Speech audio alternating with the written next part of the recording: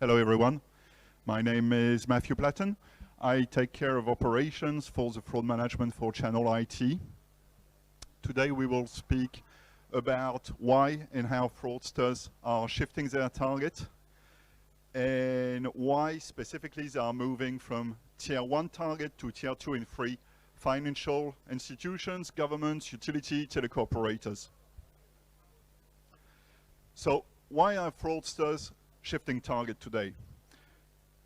Historically, phishing has always been a very strong problem for all kinds of financial institutions.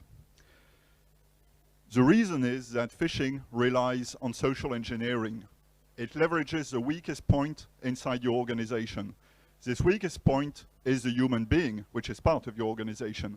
If you can corrupt the human being, you can corrupt the organization. If we think about all the very successful attacks over those last few years, Marriott, Halifax, HSBC, whatever. All of those attacks have one single common denominator. It is the human being making a mistake at some point. So this is why phishing is so efficient.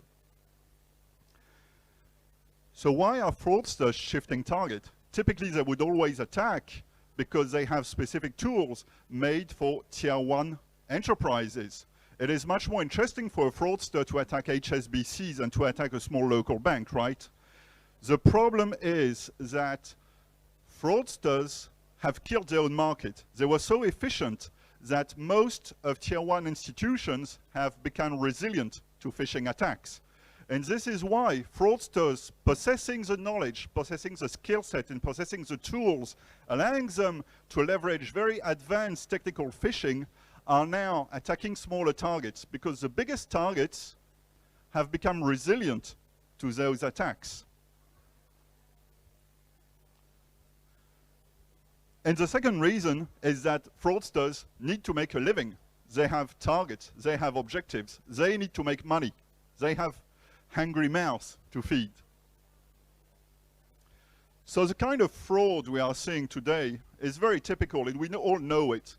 Historically, the phishing fraud we were all seeing was this Nigerian prince who wanted to share his millions with you. Okay, we all know those emails. We all got those emails. The problem is that the fraud is becoming more and more technically advanced. So we know those kind of rogue email, rogue SMS we all receive saying that there is a problem on their banking account. And if we do not connect on this new banking website, our bank account will be closed, or we receive those SMS saying that there is a problem with a transaction. We'll get those SMS and those emails. And typically what happens is that when you get this kind of bait, this kind of emails are always shaped the same way. Which means first, you have an identity spoof. Those fraudsters pretend to be your bank, or pretend to be your government, or pretend to be your telecom operator, or your insurance company, or your utility company. Then the second element is that you have either a threat, either an enticement inside this email. If you do not click there, your email, on this email, your bank account will be closed within 24 hours. Or you've won a 300 euros tax rebate. Well, as a taxpayer, I can guarantee that this is not true, and this never happens. But this is basically the threat and the enticement that you always see in those emails. And then you can also receive this kind of element by SMS. And the common point between those emails and those SMS is that there is always a fake link in it. And the idea is that the fraudster wants you to click on this link in order to be directed on the hook of the phishing, which is a fake website. And this fake website always tries to reproduce exactly the institution website. It is very easily because it is obtained by scraping attack. And inside, the fraudster is going to try to collect some data, some sensitive data. So typically, your login and your password to your bank, for example. It will be also maybe your credit card information, or just an OTP, because this website is going to create a merchant transaction on the fly, and if your institution, your bank, or your utility provider uses OTP, the fraudster will need to have the OTP in order to create this fake transaction. So how can you, as an institution, can protect yourself against this kind of threat? Is it possible first? Well, the answer is yes, it is possible. Any organization today can become totally resilient against phishing activity. You just need to put together the right set of tools, the right elements, and the right organization in order to make your organization totally resilient to phishing attacks. This is what HSBC did, this is what Citibank did, this is what JP Morgan did. This is why the fraudsters are not now attacking tier 2 and tier 3, because tier 1 institutions, this kind of phishing doesn't work anymore. And this is the kind of technology the company I work for, Channel IT, and AppGate, the companies that are products I represent, have been providing to tier 1 institutions, which is not now available to tier 2 and tier 3 institutions in Europe. So the idea is deploying protection, because education doesn't work. Banks, governments, utility providers have been saying since 10 years to their users, don't give your password, don't give your login, don't give your credit card information, never click on the link, we will never ask you your password, etc., etc. And despite this, last year, phishing was on the rise of 27%. Which means phishing is still progressing, despite all those institutions trying to educate their customers. So it's a sad thing to say, but education do not work. When it comes to IT security and fraud protection, trying to educate the masses is a waste of time. It just doesn't work. So what you can do is deploy protection. The first thing you need to deploy is threat detection. The second thing you will need to deploy will be device protection. Then you will need to have a proper authentication mechanism. And finally, you will need to be capable of having a dynamic real-time transactional analytics solution. All those technology needs also to be binded together via an automation process. And this is what we are offering on the market today. We are offering multiple products and multiple solutions. The first one is the capability to map, monitor, and protect all the digital footprint of our customers. We can deploy a technology that will give you a clear, instant picture on every single threat which is targeting your institution in real time. And on top of it, we will have the capability to provide takedown, which means we will be capable of killing the threat for our customers. The problem is that we know that killing the threat is very, very good, but we have a reaction time of about 3 to 4 hours. As far as takedown industry goes, this is a very good time. We are very, very efficient in doing takedowns. We've been doing it since 15 years now, and we know how to do it. The problem is that we know that the spike of a phishing attack is between 20 and 40 minutes, which means that when we do a takedown, most of the time, the spike of the attack has already passed.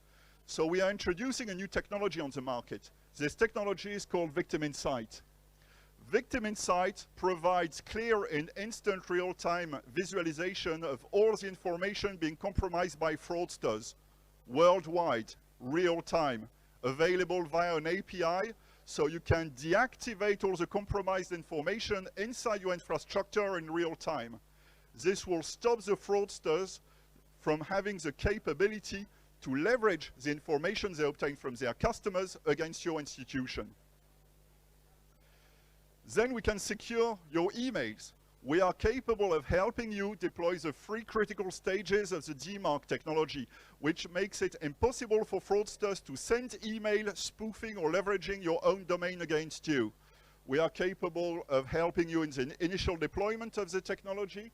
We can help you to reach peak or reject, and of course we will help you to monitor the continuous pass rate of all your emails, same thing, worldwide. Then the second point is the capability of deploying endpoint protection. This endpoint protection can be deployed on your mobile devices via an SDK, and it can also be deployed to all your customers directly via your portal system with a clientless technology. This allows you to block phishing in real time. If only one of your customers using your mobile application, for example, uses a phishing website, automatically this phishing website will be blacklisted, detected by the SDK.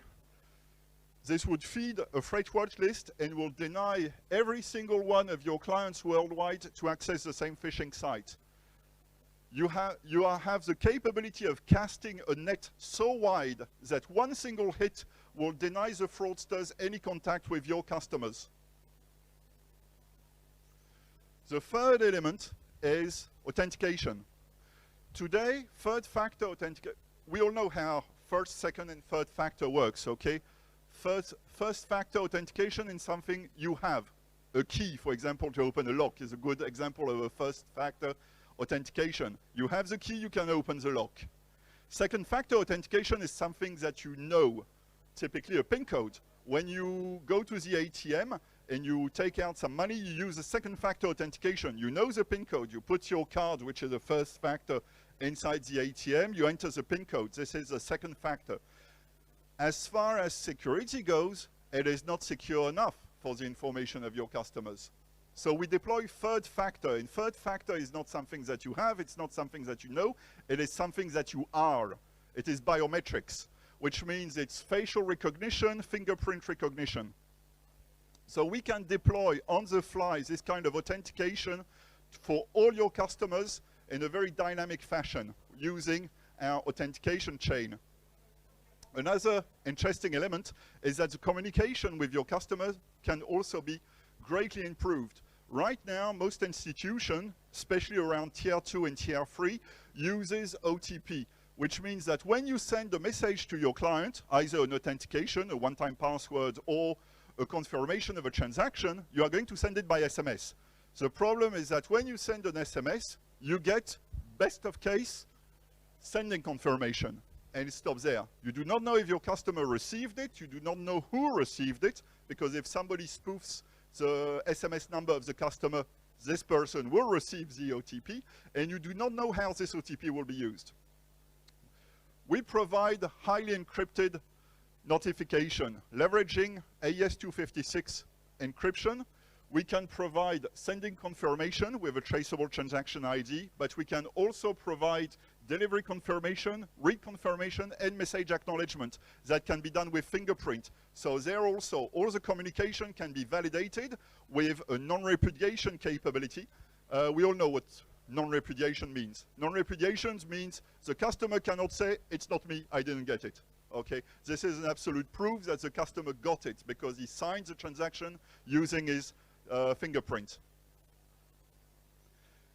And of course, we have the possibility to leverage all this technology together with transactional analytics. So we can bring risk-based authentication to the customers and to the institutions, adding device intelligence inside, which means we are capable of recognizing the unique identity of every single device used by the customers along the chain and to certify the risk associated with each transaction. So if we take a typical transaction, let's say that a client would start a transaction, let's say that we are a bank, okay, and one of our customers is starting a transaction. First, we are capable of analyzing the current threat landscape. Is there a phishing attack running? Is there any kind of threat targeting my institution? This will impact my decision whether or not this transaction is risky. Then we are, with our endpoint analytics, we are capable of analyzing the behavior of the client. We can measure the keystrokes per second. We can measure the mouse movement to be sure that the person using the account is actually the owner of the account. Because mouse movement and keystrokes are just as unique as fingerprints or facial recognition. Actually, from a security point of view, mouse movements is more precise than fingerprints.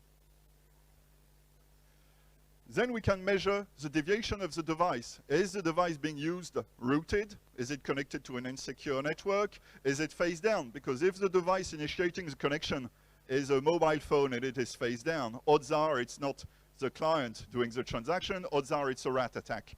We are also capable of detecting, is he connected to an insecure network? Is there a malware running on the device? Or is just the DNS clean? Because maybe we have a farming attack ongoing. Once we have all those elements, we are already pretty sure if the transaction is genuine or not. But on top of it, we can measure the behavioral analytics of the transaction, which means we know what is the origin point, we know what is the destination, we know the amount, the geolocation, the channel of origin, of the transaction.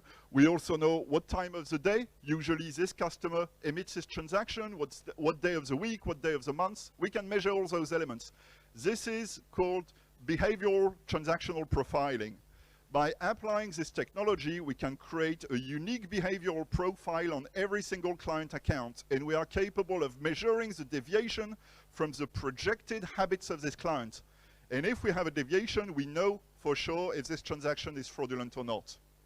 Once we have all those elements, we will know if the transaction is or not a fraud.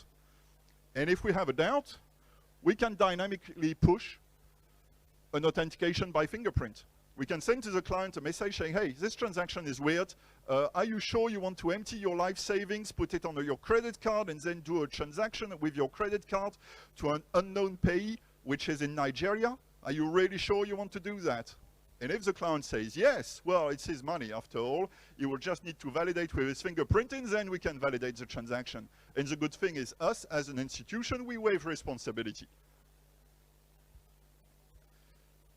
Or if the transaction is not risky, we recognize this transaction, then we do not need to bother our client with authentication. This is a better client experience, which means that your business department as an institution will love you because you are diminishing the frictions that you are generating with your client. So deploying this is kind of a challenge because you have multiple moving parts that all need to work together. So typically, this would be your deployment, okay? Probably rings a bell for a few engineers.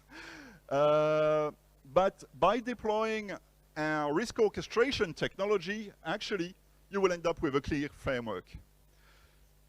Because every single element of this can be deployed as one single solution using our risk orchestration technology.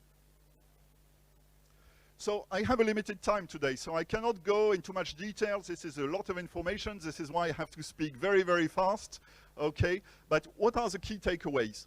By working with AppGate and Channel IT, you get a top-of-the-line surface and dark web threat detection. You get a very strong endpoint protection technology. You get a strong multi-factor authentication, and you have a best-in-class real-time transactional analytics. But you also gain the capability of linking all those elements via a unique, easy-to-deploy, dynamic framework that can adapt your authentication, your client experience, all your business needs to the exact needs of your organization and to your exact use case. So, thank you very much for your attention today. We are on stand D20. It's next to the entrance. I will be there catching my breath. Thank you very much for your attention, and I hope to see you soon. I was Matthew Platten from Channel IT. Thank you.